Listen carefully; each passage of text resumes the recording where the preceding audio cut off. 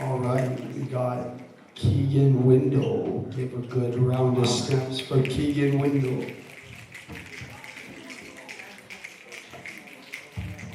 Hello, yeah, Kegan Wildman Windle is my stage name. And I'm going to try to do poetry, but mostly I write prose, so there are some poetic elements. And disclaimer, there is some smoking in the story. I don't smoke anymore. This is based on a true story. Minor artistic whatevers were taken with this story. I hope you enjoy it. It doesn't have a title yet. I just worked on it today. For everybody here, it's a gift from my heart to yours. Okay, here we go. Siam Orchid was a Thai restaurant in Royal Palm Beach, Florida, situated off 441 and nested between a UPS store and Fratelli's Italian restaurant. I was one of the delivery boys for Fratelli's Italian restaurant. Delivering pizzas was the 5th or 6th job of my illustrious reputation. I was 18. 5 or 6 jobs before working at Fratelli's, I developed an unwaveringly nonconformist and anti-authoritarian work style. Blissfully unaware that my way of operating in the professional world post-high school in the year 2005 was detrimental toward my ever-struggling to be born curriculum vitae. At this point, I had burned many bridges, and I figured that I had it down to a science. I had no problem blazing my own trails, and the trails I blazed left my paths charred beyond their potential for any hope of a dual entry. Behind the restaurant, the delivery boys and the line cooks and the dishwashers would congregate in shifts. Next door was a Turkish Muslim who worked for the Siam Orchid. He was in his mid-30s, and after getting to know him over the few weeks, this man, Sonny was his name, showed deep respect and appreciation for my youthful exuberance and colorful lifestyle and character. It was a pleasant surprise for me to have the command and attention of one so much older than I. My clothing style was transitioning on a monthly basis, and I was undertaking to develop yet another. By the tail end of this month, the month of June 2006, I like to wear polos and baseball hats and gray corduroy pants. But a wardrobe and hairstyle change caught my fancy again. I went for a short sleeve floral pattern button-ups and a pencil-thin mustache. My hair was parted in the middle like some 1950s business tycoon. In between deliveries, I would take my saxophone out of the trunk of my 1995 BMW I bought off my aunt and practice my scales while smoking a cigarette. One of the older cooks would try to put me down by calling my saxophone a foghorn. This greasy cook from New Jersey had no love for me, and any opportunity to put me down was utilized. Calling my alto a foghorn was not much of a verbal assault, but the idea behind this misnomer did grant me a certain level of mild annoyance. He was insinuating that my beautifully executed scales up and down the neck of my precious alto was noise to him and a nuisance to everyone. Jazz is my favorite genre of music, especially avant-garde. The music that pushes boundaries and is in the upper level esoterica will be dismissed by masses of the ill-informed as noise. But the truth is that many don't understand the complexity behind it. They have no capacity to hear the intricacies or patience to listen to someone with expertise explain to them what is going on. Probably the same way I would have no desire to learn the rules of a football game, enough to entomb myself on a couch for 3 hours, gorging on nacho cheese chips, wiping out my short-term memories for the day with bottle after bottle of beer and tequila shots. But before I get carried away with sounding too snobbish, I would do all these things. I would do all these things. The key difference is that I would be productive while doing so. I would indulge these things all while creating spontaneous art with my musical instruments of choice and a good group of rhythmically and melodically inclined jam partners, and less musically gifted bystander friends. That was my life at home, and it was my life wherever I went.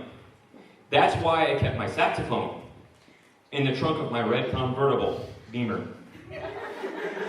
Sonny, the Muslim, loved my offbeat humor and adventurous, borderline reckless behavior. It was a breath of raw air for him.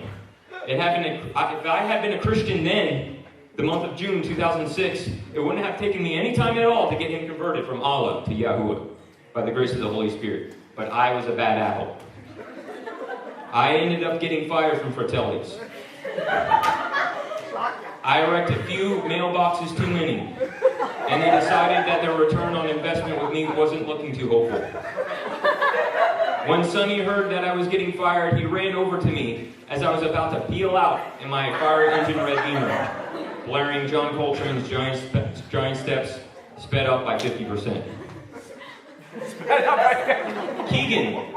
Kegan, I heard the news. Are you leaving?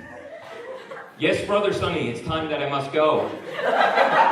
Remember to stay frosty. I'll catch you on the flip side, Catch you on the flip side, my man. I checked my goatee. He's looking okay in the rearview mirror.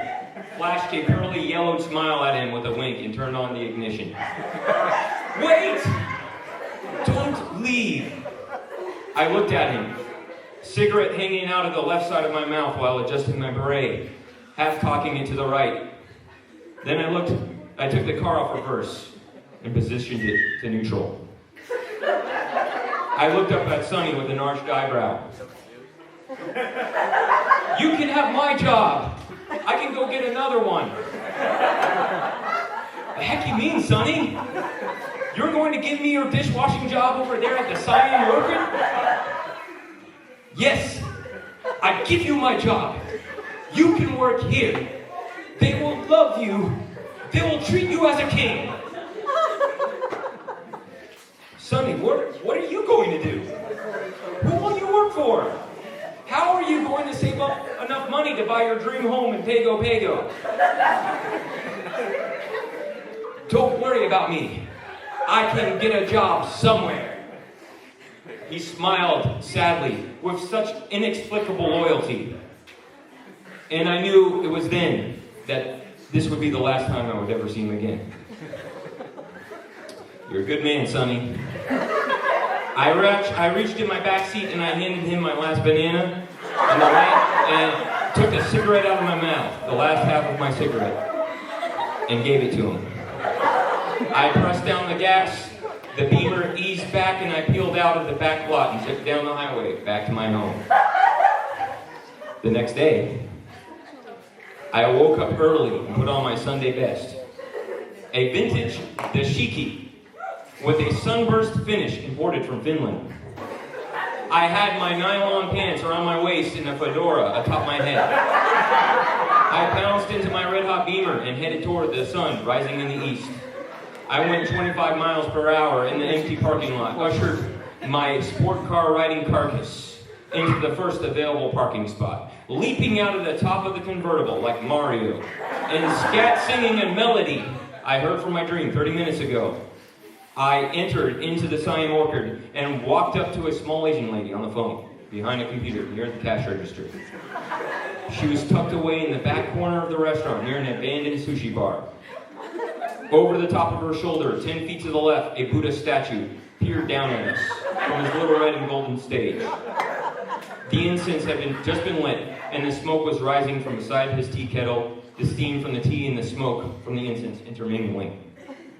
She looked like a tiger mom, and I just knew that she was the matriarch par excellence of the Siam Orchid, the final boss from the Super Mario game you always wanted to play but were too afraid to ask. She hung up the receiver, and I didn't even see how. Her eyes glared at me. She was judging the book by its cover, and by the way she looked, it was a cover that belonged to a 7th degree furnace beyond the gates of the underbelly of downtown Babylon. The book she saw was causing an intense degree of communism rally prejudice welling within her. I gave her a Klingon salute and intonated a Thai greeting that I've known ever since the age of 6. Sawadee ka!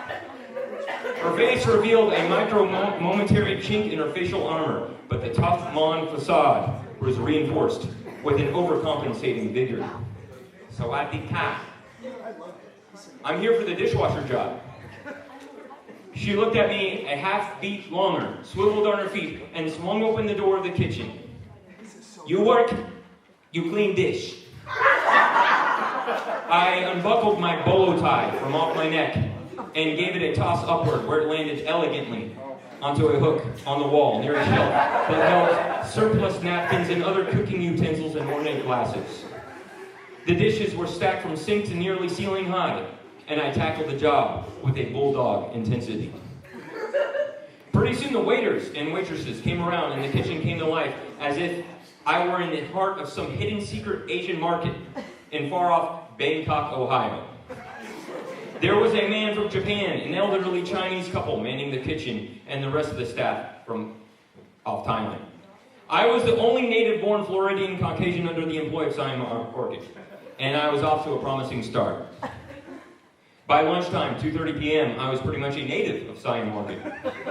They shut and locked the doors and turned off the welcome sign. I wiped my hands dry with my trusty back pocket dish rag, and someone handed me a dish. On the counter in the kitchen, an aroma of freshly cooked rice and piney apple, drenched chicken liver, and coconut milk, and curry and fish, and incredibly spicy peppers entered into the taste buds of my eyes. We took turns filling each other's plates. We sang the songs of our homeland and sat huddled together at the biggest table in Siam Orchid, Thailand, in our great nation's dining hall. The lights were off, and the afternoon sun with its rays smiled into the room with a natural glow, and faces lit above our plates gave the world a better testimony than the cold fluorescent tube suspended above us. I was living in darkness, but there was a faint shadow of eternity. God was not done with me yet. A breeze and a touch and a whisper, and the figurine fell off its high platform. The incense was snuffed. The tea kettle was at ease. Thank you.